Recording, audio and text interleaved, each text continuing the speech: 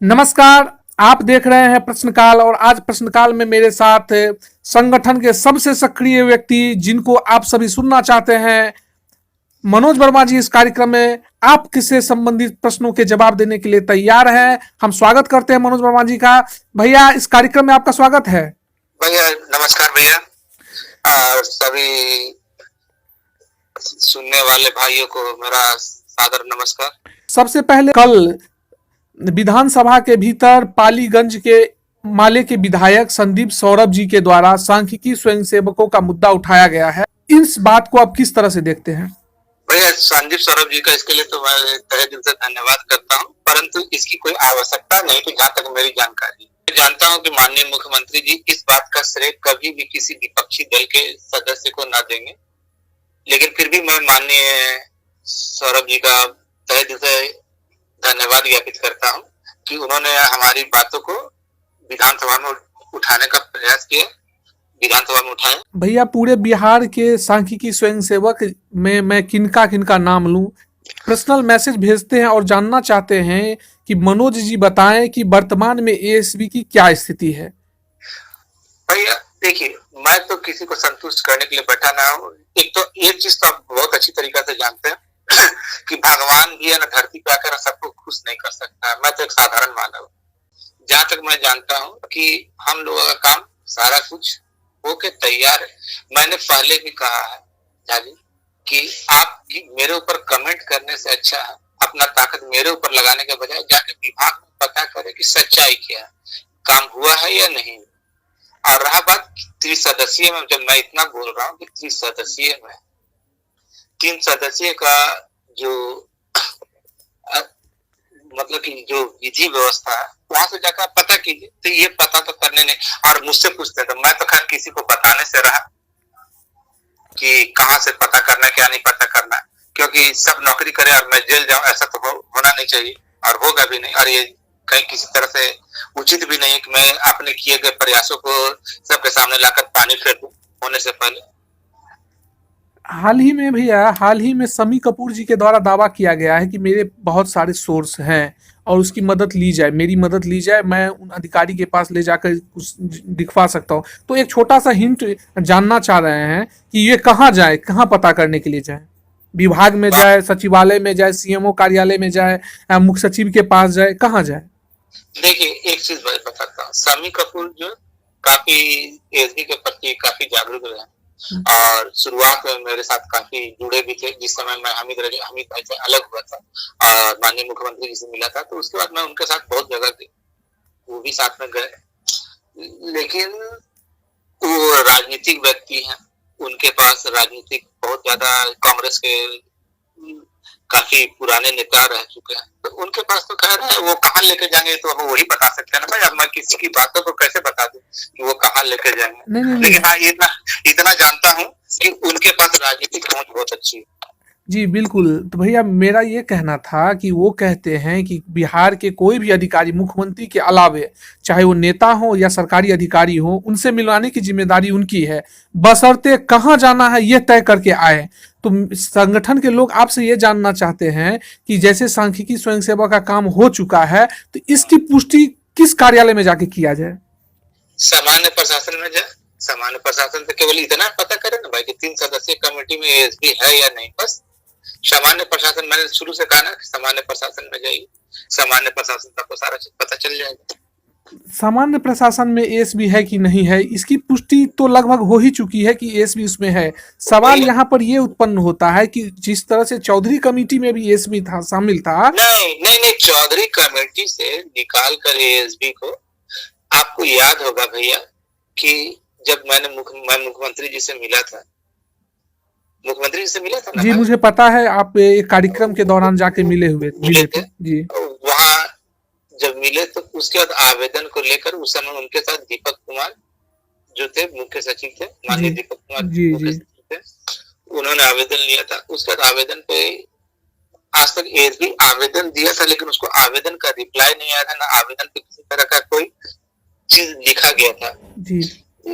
लेकिन मेरे आवेदन पर अग्रसरित करके मेरे सामने ही मुख्य सचिव लिखे थे, उस समय दीपक कुमार जी मुख्य सचिव थे, जी और उसके बाद बोले थे कि विभाग से तुमको जानकारी मिल जाएगी। और जो कालांतर में आपने देखा होगा कि तरह तरह के जो पत्र आते थे जिसे लोग बकवास भी करते थे, लेकिन बाद में वो सच्चाई निकलता था। जी मैंने अपने ग्रुप में डाला भी था, जी जी जी क्योंकि आज तक जितना भी आवेदन मिला था ना, वो किसी पे मुख्यमंत्री जी ने कमिट नहीं किया था।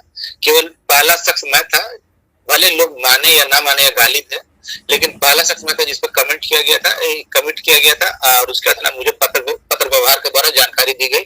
उसके बाद मुझसे फाइल, पहले तो सूची, अब बोला गया कि तुम लोग बहुत बड़ा ऑफिस में बुलाया गया, वहां पे बोला गया कि तुम लोग कभी आए नहीं, आवेदन दिए नहीं। तो ये तो काम संघ का था, संघ के प्रदेश कमेटी का, लेकिन वो लोग तो पैसा बनाने में लगे हुए थे शुरू से ही, कभी कोर्ट के बाद तो कभी गए नहीं। तो मांगा गया, तो हमने और मेरे कुछ मित्रों के सहयोग से, आप अच्छी तरह जानते कौन कौन मित्र मेरा सहयोग किए थे। हाँ, मुझे पता है, कुछ लोगों के नाम के बारे में मैं जानता हूँ, लेकिन आप जो बात कह रहे हैं कि मुझे सचिवालय से एक जानकारी दी गई थी कि आप इस संबंधित साक्ष्य के साथ आए, वो तो 2 से 2.5 साल पहले की बात थी, तकरीबन 2-2.5 साल पहले की बात है। भैया भैया एक चीज आप जान लीजिए जी जी, बहुत अच्छी तरीके से समायोजन की प्रक्रिया ना एक सतत प्रक्रिया और धीमी प्रक्रिया, एक दिन में ये चीज नहीं होता जी। 18 से 22 महीने, 24 महीने, 3 साल, 4 साल, 3 साल, 2 साल, क्योंकि हम लोग का कोर्ट वाला मैटर था, और चौधरी कमेटी से हटाकर 30 सदस्यीय कोर्ट वाले सारे मैटर को चौधरी कमेटी से हटाकर 30 सदस्यीय में कर दिया गया था। उसके बाद आवेदन सूची मांगी गई कि कितना सूची होता है, जबकि सरकार के पास सारे सरकार उपलब्ध है, जी सारी चीज उपलब्ध है, लेकिन एक फॉर्मेलिटी के लिए आवेदन के साथ मांगा जाता है जी कि आप अपने संघ के प्रति क्या है क्या नहीं है, आप एक ही, तो वो जाके मैंने दिया। फिर उसके बाद बोला गया कि फाइल बना के आवेदन के साथ फाइल भी दीजिए, जिसका वीडियो भी हमने डाला था। भले लोगों को याद हो या ना हो, लेकिन जहां तक मैं आपके बारे में जानता हूँ कि आपको तो याद होगा। लक्ष्य प्राप्ति में बहुत सारा वीडियो तो है, लेकिन सच बोले तो मुझे भी याद नहीं है जो कुछ भी। लेकिन भैया थोड़ा सा ये यहाँ पे एक डाउट है, वो क्लियर कीजिए कि जो आवेदन आपसे मांगा गया था, उस आवेदन में आपने क्या क्या दिया? आवेदन में मुझसे मांगा गया था, पहले तो बोला गया था जितने पटिशनर है उनके मेन पटिशनर है, कितने पटिशनर है मेन पटिशनर, और कितने लड़के हैं उसकी सूची बना के दीजिए। तो मैंने एलपीए और सीडब्ल्यूजेसी दोनों का दिया। उसके बाद कोर्ट का केस का मांगा गया, तो कि सारा जो कोर्ट का थी, जबकि सरकार के पास सारा कुछ है, लेकिन फाइल बना के मुझसे मांगा गया, तो मैंने वो भी दिया, देने का काम किया। जो मुझसे मांगा गया, जहां तक मेरे से संभव हुआ मैंने दिया। इसमें जो लड़का लोग सहयोग किया वो तो गजब का थे, बहुत से मांगा, लेकिन 2-4 लड़के थे जो गजब के थे, उन्होंने बहुत अच्छा रिस्पांस दिया। चैनल के माध्यम से मैं उन लोगों को धन्यवाद देता हूं कि इस मुश्किल घड़ी में जिन्होंने आपकी मदद की, और वैसे सभी लोगों को मदद करनी चाहिए, पर जिन्होंने किया वो धन्यवाद के पात्र हैं। लेकिन अगला सवाल भैया कि उस पहली बार जब आपको सचिवालय से डॉक्यूमेंट के साथ बुलाया गया था, आपने जमा कर दिया, उसके बाद भी आपको फिर बुलाया गया? फिर बुलाया गया था, तो फिर मैंने मुख्यमंत्री सचिवालय में जाकर जो फाइल वगैरह जमा करना था वो जमा करवाया था, उसका भी वीडियो डाला था मैंने। नहीं, डॉक्यूमेंट तो आप एक बार जमा कर ही दिए जाकर। नहीं, तो एक बार सूची के साथ जमा करने के लिए बोला गया था सचिवालय में, अब दूसरा मुख्यमंत्री सचिवालय में फाइल के साथ देने के लिए कहा गया था। अच्छा, यानी सचिवालय में अलग से, उसके बाद सीएमओ कार्यालय में अलग से? हाँ, एक बार सूची दिया गया था जिसमें शम्मी कपूर भी साथ में थे जी, सुजीत था, शत्रुघ्न था, और सीएमओ वाला में तो खैर जो सीएमओ ऑफिस में गए थे तो अकेले हम गए थे। अच्छा, उसका वीडियो डाल दिया था, बाहर का वीडियो डाल देता, अंदर वीडियो लेने नहीं दिया था, बनाने नहीं दिया था। जी, वहाँ प्रोटोकॉल होता है, आप कैमरा के साथ नहीं जा सकते हैं, तो ये हो रहा होगा, आप वीडियो नहीं बना पाए होंगे। तो भीतर गए, तो सीएमओ के बाद जब सीएमओ में जाकर आपने आवेदन दिया, तो उसके बाद फिर सीएमओ में आपको बुलाया गया, कुछ जानकारी दी गई कि इस पर इतने दिन के बाद आगे संपर्क कीजिए? नहीं, जो आवेदन दिए थे ना मुख्यमंत्री को जी, उसके बाद ही हमको बुलाया गया था सचिवालय में जी, पत्र व्यवहार के द्वारा फोन करके कि आइए, और वहां पे बताया गया था कि ये चीज यहाँ दीजिए। अच्छा, आवेदन के साथ। तो ठीक है भैया, ये भी बात ठीक है, लेकिन मेरा ये कहना है कि इस बात से ये तो पुष्टि नहीं होती कि सांख्यिकी स्वयंसेवक त्रिस्तरीय में शामिल, आपने ये कैसे जाना कि सांख्यिकी त्रिस्तरीय में शामिल हो चुका है? सांख्यिकी स्वयंसेवक त्रिसदस्यीय कमेटी में कैसे शामिल हो गया।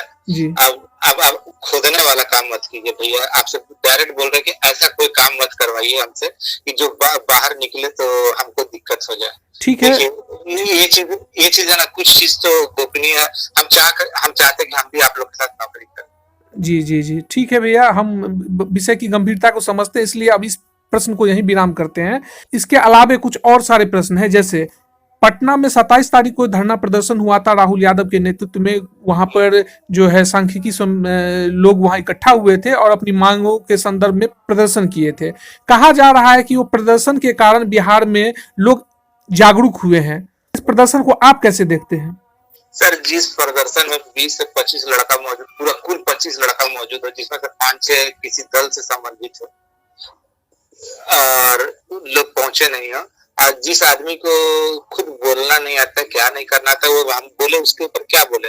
और जब वहां पे कुछ हुआ ही नहीं, कुछ किया ही नहीं, और उस आदमी जो आपका धरना का जो मेन आपका ध्वज वाहक है राहुल यादव, उसको खुद मालूम है कि सब काम हो चुका है और हमारे प्रेशर देने से या उसके प्रेशर देने से काम होने वाला नहीं है। और आंदोलन करने से कोई काम होता नहीं है। विशेषकर श्रीमान माननीय नीतीश कुमार जी है ना, उनके शासनकाल में आंदोलन करने से कुछ नहीं था, लाठी के अलावा कुछ नहीं था, या तो रोड पे आने के अलावा कुछ नहीं कर सकते हैं। उनसे प्यार से ही मांगा जा सकता और उनको बहुत अच्छी तरीका से मालूम है कि क्या सच है क्या नहीं। एक और नेताजी खुद को छटनी ग्रस्त सांख्यिकी स्वयंसेवक के अध्यक्ष कहलाते हैं, रमेश चंद्र मिश्रा। जी, मिश्रा जी के बारे में भी कुछ प्रश्न है।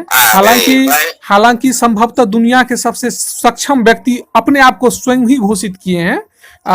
जानकार हैं, इसमें कोई कमी नहीं है। पर एक मिनट जी, खोद रहा है तो हम उगल दें क्या? आप क्या चाहते हैं? नहीं, कुछ दुविधा जो है हम आपसे दूर कराना चाहते हैं। बस मेरा प्रश्न ये है कि अराजपत्रित कर्मचारी महासंघ गोप गुट एवं एक्टू के बैनर तले वो संगठन को लीड करने का प्रयास कर रहे हैं। मेरा सवाल यहाँ पर यह है कि जब सांख्यिकी का पैनल 2016 ईस्वी में रद्द कर दिया गया, उसके बाद ये गोट गुट और एक्टू गुट कहाँ था? उस कर्मचारी संगठन को ये देखना चाहिए था कि बिहार पारिश्रमिक पर काम करने वाले कर्मचारी को सरकार पैनल निरस्त कर दी है। 2016 से 2022 तक ये गुट कहाँ था? क्यों नहीं हमारे लिए लड़ाई लड़ी और सरकार से डिमांड करती रही? अब आप सुनना चाहते तो सुन लीजिए। अब जब आप हमको छेड़ दिए तो पूरे सुन लीजिए। रमेश चंद्र मिश्रा ना सबसे बड़ा फ्रॉड आदमी है। अच्छा, एक चीज आपसे पूछते हैं रूपचंद जी, आप भी जानते हैं कि मनोज वर्मा ग्रास रूट का आदमी रहा है, किसी भी आंदोलन में सक्रिय रूप से शामिल रहा है। हाँ? आप हमको बुला लीजिएगा, भैया वहां चलना है और 2-4 आदमी ले लीजिएगा, 2-4 आदमी भी ले लीजिए। और जब जाना है तो आ रहे थोड़ा देर में, 1 घंटा में, 2 घंटा में, 3 घंटा में, सुबह 8 बजे से लेके शाम 5 बजे तक हम और हमारे 5 साथी इंतजार करते रह गए। इतना फ्रॉड निकला, बोलता है फिर बोला ना कि हम यहाँ पे नहीं हुए, टाइम नहीं मिला, हम स्टेशन पे चले आए। स्टेशन पे भी गए तो वो मोबाइल स्विच ऑफ कर दिया। इसका घटियापंथी का पता और भी बता देते हैं। 144 छज्जू बाग में लगवा दिया, याद है ना? आंदोलन के लिए बुलाया था, धरना के लिए बुलाया था 144, जबकि छज्जू बाग में कभी 144 लगता नहीं है, क्योंकि छज्जू बाग में धरना स्थल है नहीं, वहां धरना हो नहीं सकता और वो वहां पे 144 लगा देता है। खुद नहीं आया था। ये है ना, कभी बोलता है, इसका कथनी और करने में कितना अंतर है। कभी बोलता है कि 72,000 का मांग करेगा, कभी ये वाला, कभी वो वाला, कभी बोलेगा काम ही नहीं हुआ, कुछ नहीं हुआ, अब फिर बोलने लगा कि काम हो गया 100%। अभी दे दे रेती करने के लिए बात करेगा, दोस्ती बना के और उसका ऑडियो वायरल कर देगा। तो अविनाश जी के साथ इसका सुने ही होंगे कल के बारे में। जी, मैंने उनका एक आलेख पढ़ा था एलपीए एसोसिएशन वाले ग्रुप में।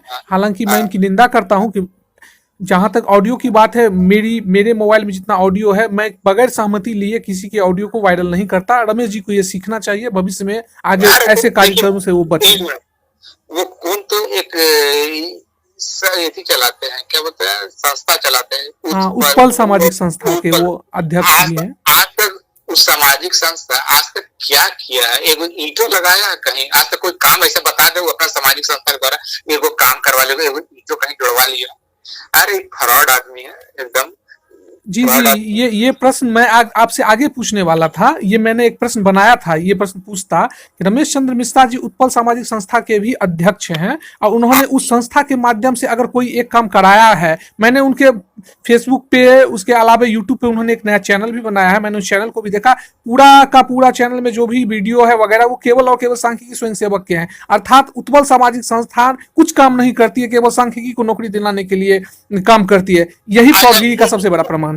अच्छा ये बताइए कि ये आदमी का जो है जुबान कभी सुबह में कुछ बोलता है, रात में कुछ बोलता है, दोपहर में कुछ बोलता है, आज भोर में उठेगा तो कुछ और बोलता है। हमको लगता है इसको जैसे भी नहीं बोला अखिलेश जी कि हमको कृष्ण जी सपने में आते हैं, वो सारे सांख्यिकी से समय से पहले इनको सपना में आता होंगे, इनको बताता होगा कैसे होगा वैसे होगा, तो इस बारे में विशेषकर वही बता सकता है। लेकिन ये आदमी बहुत बड़ा फ्रॉड है, ये एकदम 100% श्योर है, क्योंकि कल तक इसका हम क्या बोलेंगे, इसका पोस्ट ही था ना जी, ये खुद ना बताया है कि कहीं कुछ नहीं है, ये 72,000 का बात करता है, ये हुआ, ये राहुल हुआ, ये लोग कुछ नहीं, बना बनाया काम है, केवल श्रेय लेने के लिए आगे बढ़ा। तो भैया लेते रहिए श्रेय, श्रेय की बात है जहां तक वो पूरा बिहार जानता है। यदि वास्तव में बहुत हाल के समय में यदि काम हो जाएगा तो पूरा बिहार इसका क्रेडिट आपको देगा, क्योंकि एकमात्र आप ही ऐसे व्यक्ति हैं जो शुरुआत से लेके अभी तक काम हुआ नहीं हो चुका का दावा करते रहे हैं। इसके अलावा बिहार में और कोई नहीं है जिन्होंने काम होने की पुष्टि की है। आप पहले व्यक्ति थे और आखिरी व्यक्ति भी आप ही होंगे यदि काम हो जाता है तो। रमेश जी क्या बोलते हैं, राहुल जी क्या बोलते हैं, राकेश झा क्या बोलते हैं, हामिद जी क्या बोलते हैं, अभिषेक जी क्या बोलते हैं, या और अन्य सक्रिय व्यक्ति क्या बोलते हैं, इस के फेर में मत जाइए। अरे सक्रिय कौन है, एक थोड़ा बड़ा है ना, अगर वास्तविकता देखा जाए ना तो हमारा राहुल यादव जी, वो थोड़ा सक्रिय बेचारा आंदोलन करता है, लेकिन उसका उद्देश्य साफ नहीं है। सबसे बड़ा चीज है ना कि मन चंगा रखिएगा तब ना कटौती में गंगा होगी, नहीं तो कटौती में तो नाले पानी रह जाएगा, वो गंगा का बराबरी क्या करेगा। आप तो हमेशा बेचारा सक्रिय रहता है, लेकिन उद्देश्य एक रहता है, कसाम पर लूट के पैसा रख लो, तो उद्देश्य भटक जाता है, अपना उद्देश्य से भटक जाता है।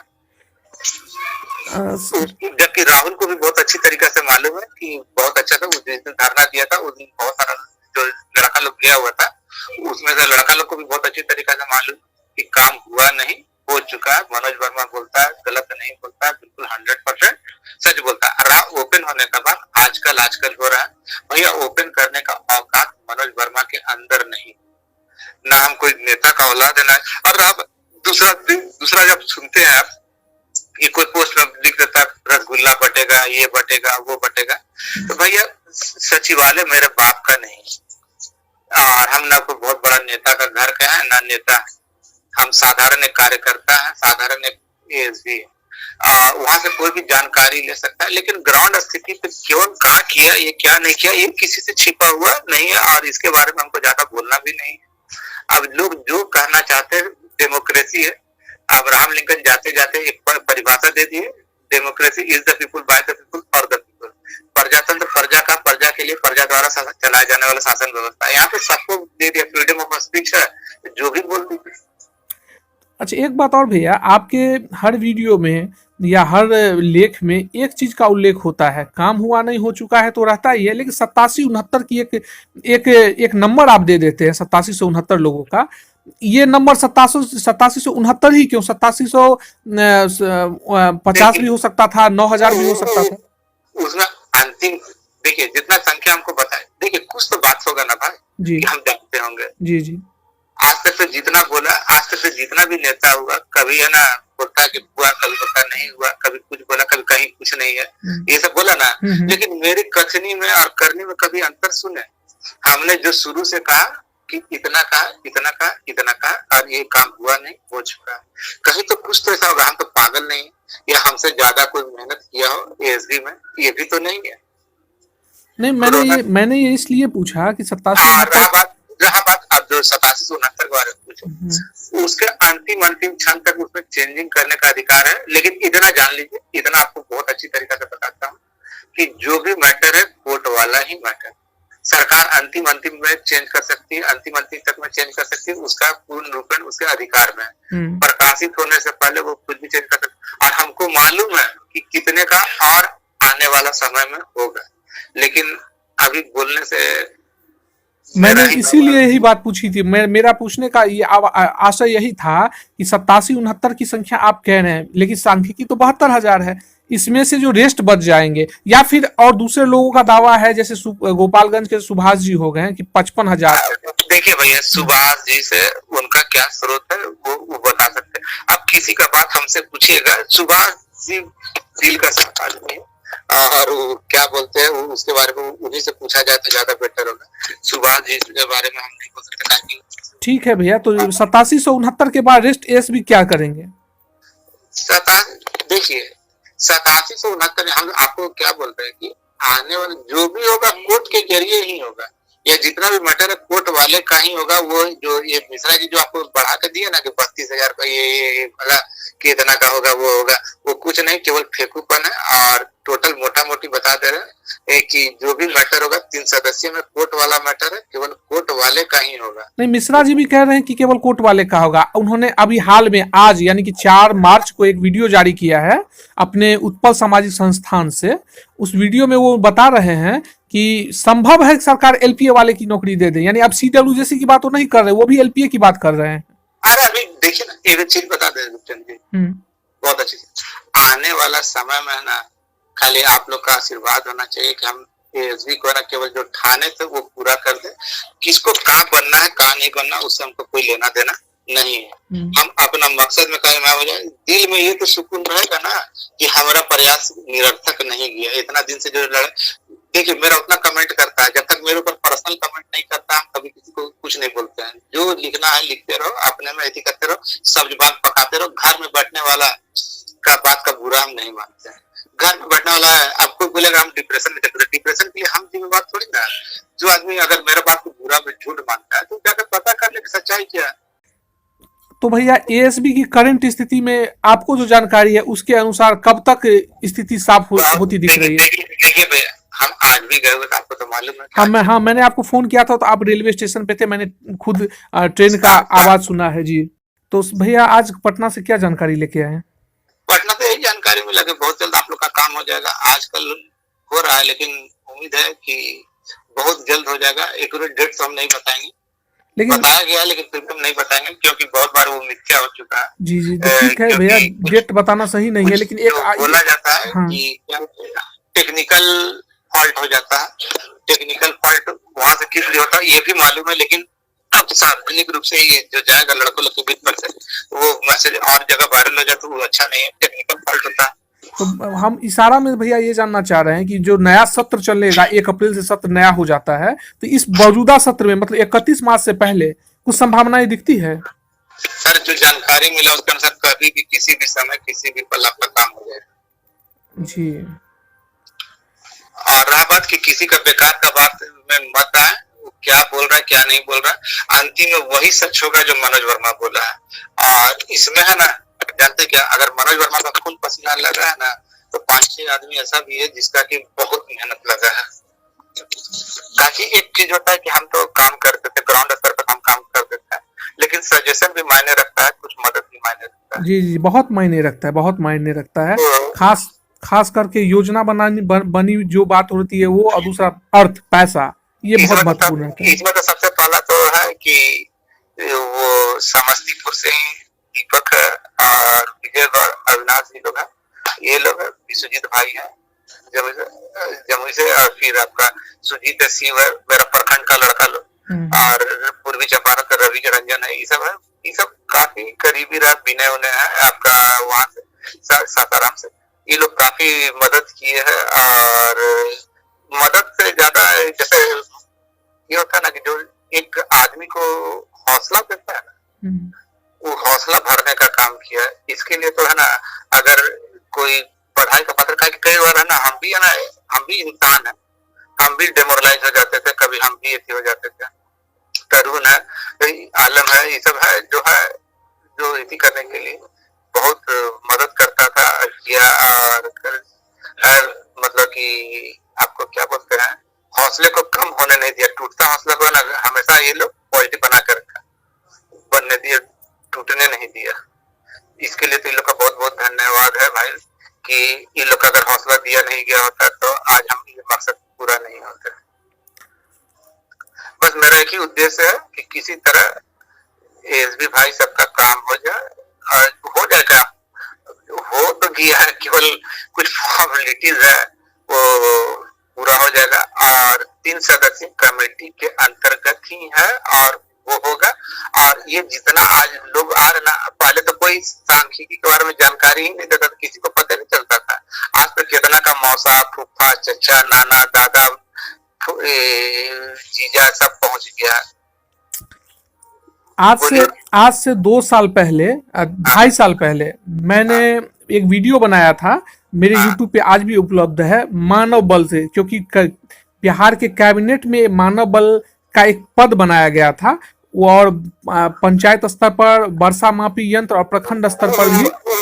उसको आप तिलांजलि देते भूल जाइए, आपका अलग अलग विभाग में समायोजन हुआ, मेरा पहले का वीडियो देख लीजिए। जी आपने नहीं, मेरा ये सवाल है कि मैंने जो मानव बल का एक वीडियो 2-2.5 साल पहले बनाया था, आज रमेश मिश्रा जी का कहना है कि वही मानव बल का पद जो है प्रखंड और क्षेत्रीय स्तर पर, पंचायत और क्षेत्रीय स्तर पर, उस पद पे समावेश हुआ है। आपको कोई और आदमी नहीं मिलता मेरे सामने, कहा ऐसा आदमी का नाम लेते हैं कि कुछ मुंह से निकल जाए। आप काइंडली रिक्वेस्ट है कि फ्रॉड का देखिए क्या है क्या नहीं है, उसे हम कहा बेकार में उसका नाम लेकर ना, हमसे जब इंटरव्यू दे रहे थे भैया वैसे आदमी से सतर्क रहे, हमको अलग रखिए, हम कभी भी बोलना नहीं चाहते। अच्छा ठीक है भैया, 9 मार्च को एक बहुत बड़ा सम्मेलन कर रहे हैं संदीप सौरभ जी, और हमारे प्रदेश अध्यक्ष अभिषेक जी भी का संदेश है कि सभी लोगों को उस कार्यक्रम में भाग लेने के लिए पटना आना चाहिए। आपका क्या कहना है? भैया मेरे देखिए, हम किसी को कुछ नहीं बोल सकते हैं। हम पहले भी बोले ना, अब्राहम लिंकन का परिभाषा आपको याद दिलाया ना कि किसी को सजेशन हम नहीं दे सकते, सजेस्ट नहीं कर सकते कि क्या करना क्या नहीं करना। लोग खुद चालाक है, लोग खुद जानते हैं। हम अच्छा एक चीज बताइए, जैसे राहुल मीटिंग रखता है, हम मीटिंग रख सकते हैं या नहीं रख सकते हैं? हाँ रख सकते हैं। अगर पैसा हमको वसूलना होगा, सबसे अगर 100 रुपए वसूलेंगे तो जैसे मीटिंग रखना तो लोग आएंगे। हाँ बिल्कुल हम कहा नहीं किसी को बुलाते हैं, ये चीज को कभी सोचे हैं? हम जानते हैं कि मेरा एसडी भाई सब बेरोजगार है, पैसा के लिए मोहताज है, हम उस चीज को झेल रहे, हम जान रहे हैं ना। एक बार में दूर दूर कोना से बुला लेंगे, बेचारे के पास पैसा है नहीं, आएगा वो उसका 1000-500 रुपया खर्चा हो जाएगा, कर्जा लेके आएगा, घर में भी गाली सुनेगा। वो पैसा अगर उसके पास 1000 रुपया रहेगा तो अपना बाल बच्चा के लिए, पत्नी के लिए कुछ ना कुछ, होली नजदीक आ रहा है, कुछ ना कुछ करेगा। तो हम ऐसा करके क्यों किसी को ऐसी करे, जबकि होना जाना जो होना था सो हो गया, और जो होगा वो भी बहुत अच्छा होगा, और बहुत जल्द। वो तो क्या तारीख को बुला है? 9 तारीख को। हाँ 9 तारीख को। कौन 9 अप्रैल में? इसी महीने की 9 तारीख। नहीं तो इसके बारे में हमको जानकारी नहीं है। अब वो तो लड़के के ऊपर डिपेंड करता है क्या है। अब वैसा भी हो सकता है कि लड़का रमेश चंद्र मिश्रा कैसे बुलाया था कि हाँ ये 144 लड़की छज्जू बाग में बुलाया था ना लड़का लोग को, क्या ये बहुत सारे संख्या में आई है, और छज्जू बाग में हो गया तो गर्दनी बाग में, तो गर्दनी बाग पहुंच जाइए, यहाँ 144 लग गया। तो वो चीज हम नहीं बोल सकते हैं कि जिसको जहाँ जाना है, किसी को हमारा रोके से रुकेगा नहीं, और हमारा बोलने से जाएगा नहीं। मेरे बोलने से ना रुकेगा ना जाएगा, ये तो आप मानते हैं ना। जिसको जाना होगा वो जाएगा, जिसको नहीं जाना होगा वो किसी कीमत पे भी नहीं जाएगा। अब आगे मर्जी आपकी। लेकिन हाँ एक चीज बस लास्ट में यही बोलना चाहेंगे भाई कि किसी के बहकावा में या ऐसी करने के लिए कोई ऐसा काम ना करते जो कि दिक्कत हो जाए। जब इतना ही सब यदि जोर लगा रहे हैं तो भाई खाली 3 सदस्य उनको संदीप सौरभ जी से इतना खाली पूछवाइए ना भाई, इस तरह आप इतना पता कर दीजिए ना कि 3 सदस्य में है या, और ये ओपन होगा तो कब होगा? बोलिए कि हमारा गलत कहना है, इतना जो ये करना है भाई, उसको इसको तो क्लियर कट कर सकते हैं ना। ये तो कोई बहुत बड़ा चीज मैटर है। बोलिए कि हम गलत बोल रहे हैं। सरकार सीधा सीधी जवाब देगी कि इन लोग का पैनल रद्द है, आगे कुछ नहीं हो सकता है, आप कोर्ट से केस खारिज। देखिएगा आपका यही जवाब आएगा। लेकिन जब तक जवाब आएगा उससे पहले हमको जहाँ तक मालूम है कि हम लोग सही सलामत अपने जगह पे होंगे। अच्छा, मतलब कोर्ट के सदन के भीतर जो प्रश्न किया गया है उसका जवाब आने से पहले हम लोग सही सलामत होंगे? सही सलामत होंगे, जहाँ तक उम्मीद है। तो अभी आप वर्मा जी को सुन रहे थे, जिन्होंने आज पटना का दौरा किया था, वहां से खबर निकाल कर लाए थे और आप सभी के बीच में सार्वजनिक किए हैं। तो कुल मिलाकर उनके द्वारा दी गई जानकारी से आप लोग कितने संतुष्ट है, कमेंट करके जरूर बताएं। वीडियो को लाइक करें, शेयर करें, और यदि हमारे चैनल पर नए हैं तो चैनल को सब्सक्राइब करें। तो मिलते हैं नई वीडियो में नई खबर के साथ, तब तक के लिए धन्यवाद।